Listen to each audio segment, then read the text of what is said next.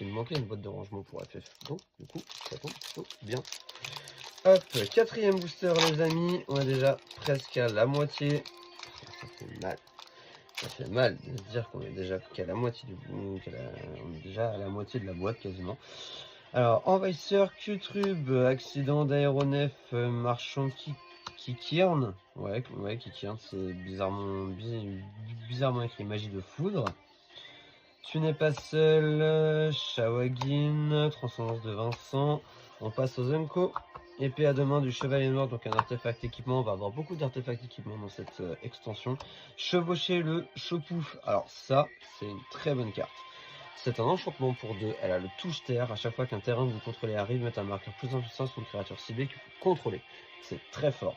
Et pour 7, cet enchantement devient une créature 7-7 bête en plus de ses autres types. Donc en plus de mettre des marqueurs à des créatures, ça devient une créature 7-7. C'est incroyable parce que bon, pour 7-7, moi je trouve pas ça, je trouve pas ça dérangeant en vérité.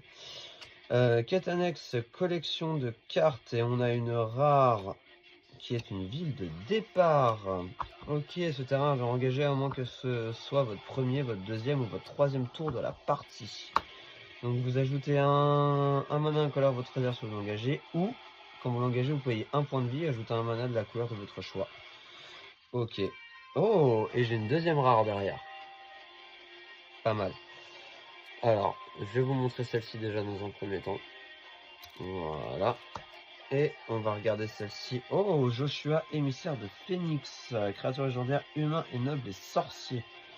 Ok, c'est une carte à double sens. Quand Joshua arrive, défaussez-vous de jusqu'à 2 cartes, puis piochez autant de cartes. Ok. Pour 5, vous l'engagez, exilez Joshua, puis renvoyez-la sur le champ de bataille, transformez sous le contrôle de son propriétaire, n'activez que lorsque vous pourriez lancer un rituel. Hop. Et ça devient une saga Phénix primordiale de feu. C'est beau, c'est beau. Alors, pour les 2 premiers tours, flamme émergente, Phénix inflige 2 blessures à chaque adversaire. Ok.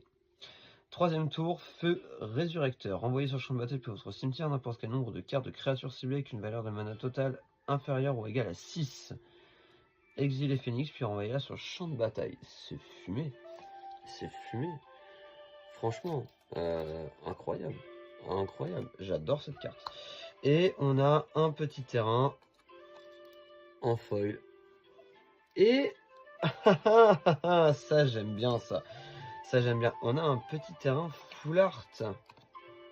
Une petite forêt. Alors, faut savoir que les forêts, dans toutes les extensions possibles et imaginables, sont